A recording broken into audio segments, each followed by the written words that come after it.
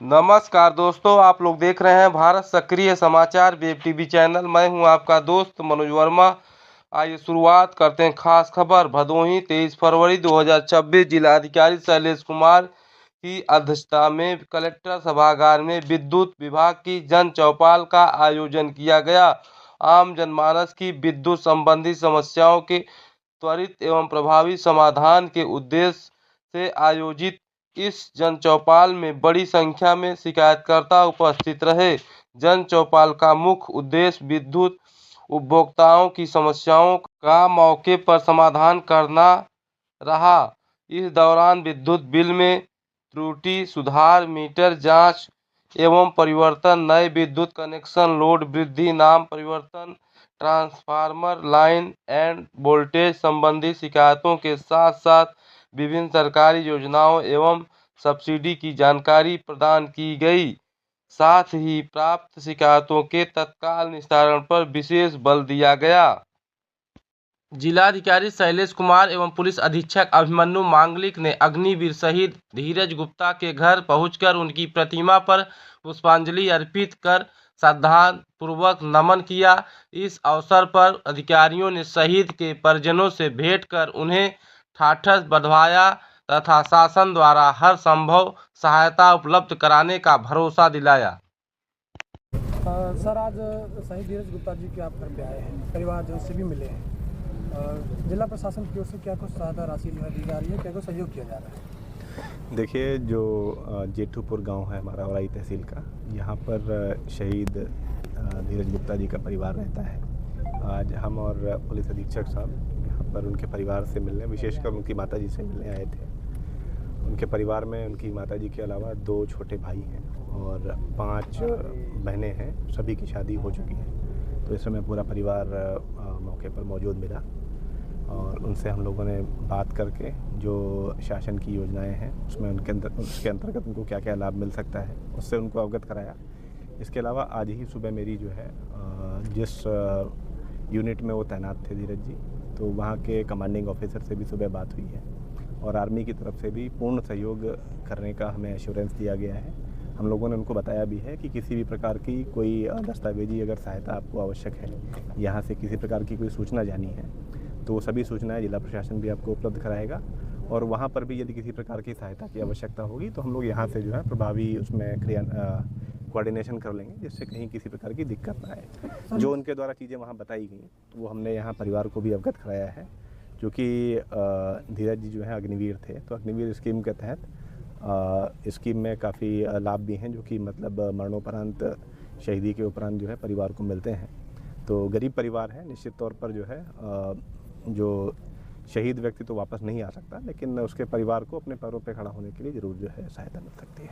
निश्चित रूप से जिला प्रशासन सहयोग कर रहा है। देखिए, हमारी ओर से भी परिवार से हमने बात की तो ये पाया गया कि उनके पास भूमि नहीं है, भूमिहीन लगभग परिवार है। तो उनको हम लोगों ने अभी जो है हमारे स्थानीय जनप्रतिनिधियों के माध्यम से उनको आवासीय भूमि का आवंटन किया है। इसके अलावा हम लोग ये भी तलाश कर रहे हैं कि अगर कृषि योग्य कोई भूमि गांव में उपलब्ध हो जाए तो शहीद परिवार के लोगों को, जो कि वो भूमिहीन है, तो उसके लिए भी जो है उनको हम लोग विचार करके वो कार्रवाई भी कराएंगे।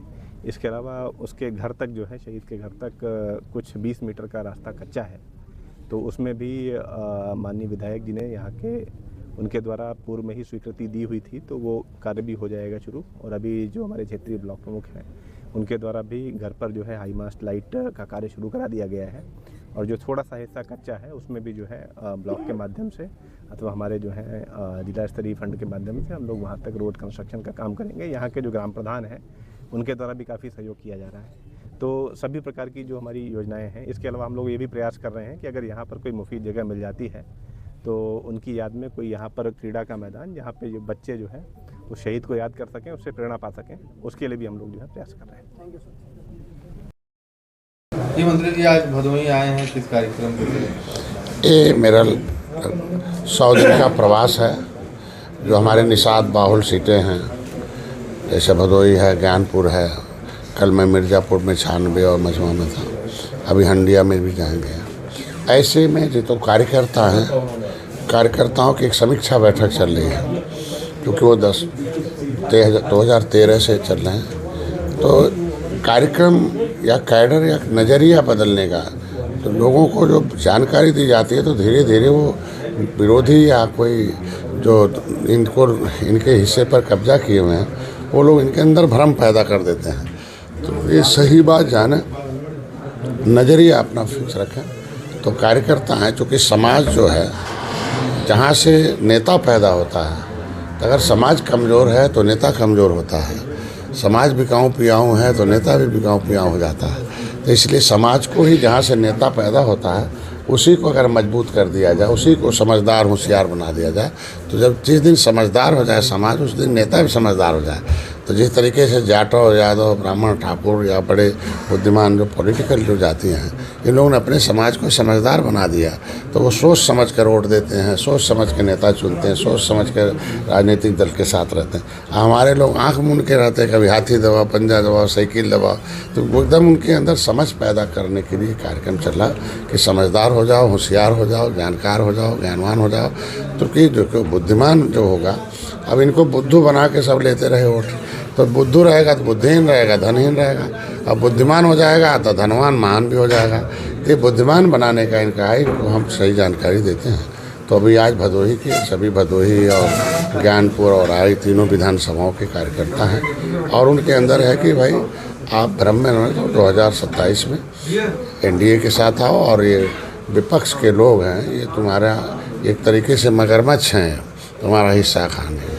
वो भी कहेंगे प्रेम से रहेंगे, लेकिन तुम्हारा हिस्सा खाने में थोड़ी देर नहीं कर रहे हैं। तो ये 50 आरक्षण जो 23% का है, उस पर न पंडित जी खा रहे हैं, न तो ठाकुर साहब खा रहे हैं। वो खा रहे हैं, हाथी वाले खा रहे हैं। 27% पर वो मिल्कमैन खा रहे हैं। तो मिल्कमैन, लेदरमैन सब आरक्षण खा रहे हैं, तो अदरमैन कहाँ जा रहे हैं? तो अदरमैन जो अगर आपका हिस्सा लेना है तो सही में पहचानो कि कौन आपका हिस्सा खा रहा है। तो ऐसी स्थितियों में हम लोग, आज का एक कार्यक्रम है, तो आज अभी जाएंगे, फिर यहाँ से फिर हम हंडिया जाएंगे और तैयारी कर रहे हैं 2027 में फिर एनडीए की सरकार बने। बस जैसे जैसे चुनाव नजदीक आ रहा है,